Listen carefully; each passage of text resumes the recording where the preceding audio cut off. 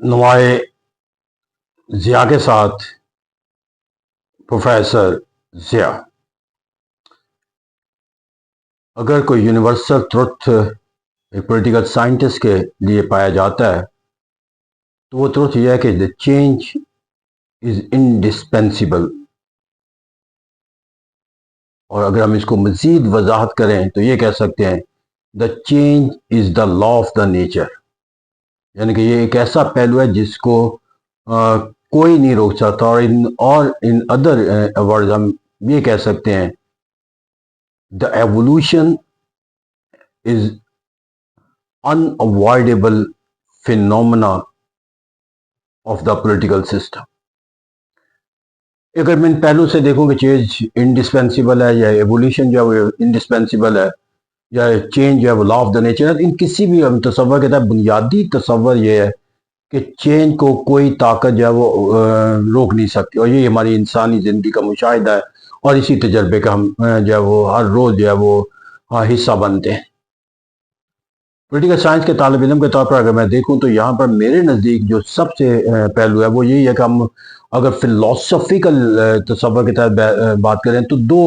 عمل جو ہے وہ جاری ہوتے ہیں، ایک تھیسس ہوتا ہے اور ایک اینٹی تھیسس ہوتا ہے،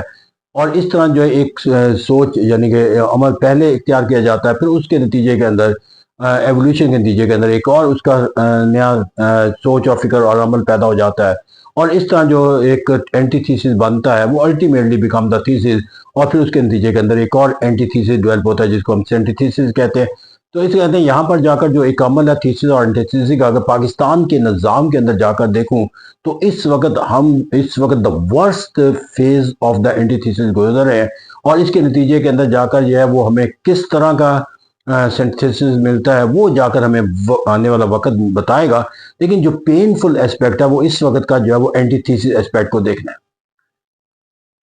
وہ اس طرح کہ اگر میں کہوں کہ پاکستان اس وقت اینٹی تھیسس فیز سے گزر رہا ہے تو ہم یہاں پر پورے اسٹیٹ نظام کے اندر دیکھتے ہیں کہ اس وقت کا جو نظام ہے وہ ہمیں اس عہد سے نکال کر ایک اس عہد کے اندر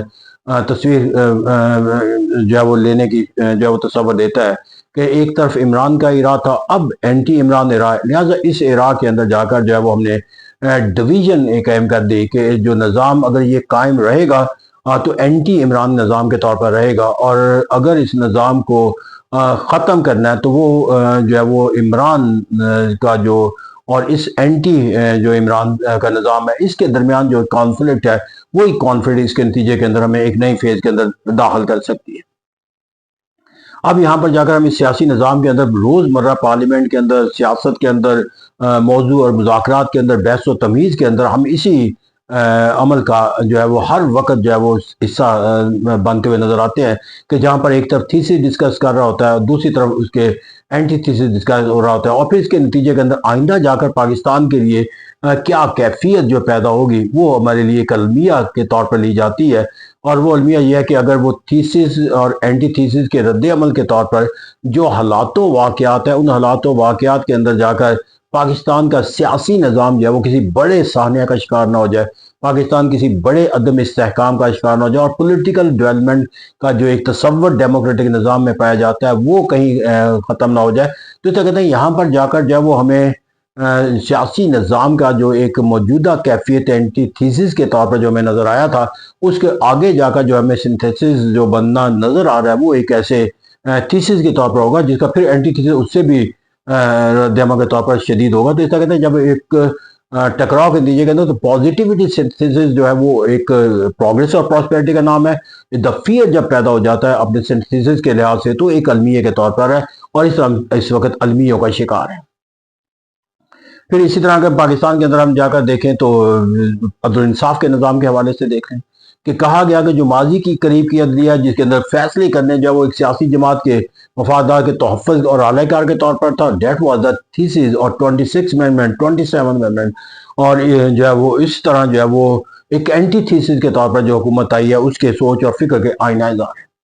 اب سوال یہ تھا کہ جو تھیسس تھا اور اس کے رد عمل میں جو اینٹی تھیسس بنایا گیا، اب وہاں پر جا کر جو ہے وہ اس اینٹی تھیسس کے نتیجے کے اندر ملک کے اندر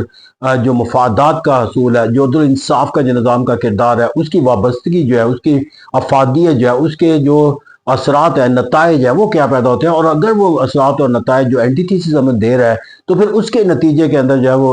اگر منفی ہو گئے تو رد عمل کے طور پر جو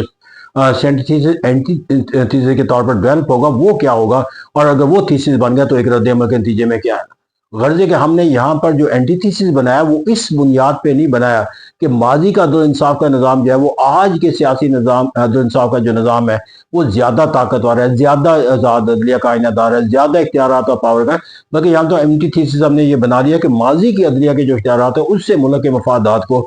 نقصان پہنچا، لہٰذا ایک ایسی عدلیہ کی تشکیل ہونا ضروری ہے کہ جہاں پر عدل و انصاف کے نظام کے اختیارات جو ہے وہ انڈر چیکس اینڈ بیلنس ہو، under the influence of the executive, under the participation of the executive, تو ایگزیکٹو اور جوڈیشری کے درمیان جو کوآرڈینیشن اور کوآپریشن کا جو نیا ڈھانچہ تشکیل دیا، اب یہ کیسے کامیاب ہوتا ہے، کیا نتائج پیدا کرتا ہے، لیکن جو ایک تصور انالیسس کے طور پر دیا جا سکتا ہے وہ یہی ہے کہ when they are both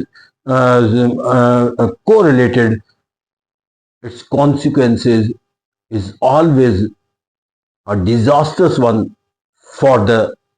total concept of the justice in the state. کیونکہ جب بھی کوئی جوڈیشری ایگزیکٹو کے ماتحت آتی ہے تو لوگوں کو اپنے حقوق کا تحفظ کے لیے جو سب سے زیادہ ورڈ ہوتے ہیں وہ ایگزیکٹو سے ہوتے ہیں، اور اگر عدلیہ سے ان کو انصاف کا حاصل نہ ہو تو پھر ان کے نتیجے کے اندر ایگزیکٹو کی طاقت کے خلاف عدل و انصاف کے حاصل کے لیے عدل و انصاف کے نظام کو جو ہے وہ کامیابی نہ وہ دے سکے تو پھر ان کے نتیجے کے اندر ایک عمل رہ جاتا ہے، اور وہ تشدد کا عمل ہے یا بغاوت کا عمل ہے یا ریولیوشن کا عمل ہے یا جلسے اور جلوسوں اور اس طرح جو ہم نے ایک اینٹی تھیسس کے طور پر جو نظام وضع کیا، اگر تو وہ نظام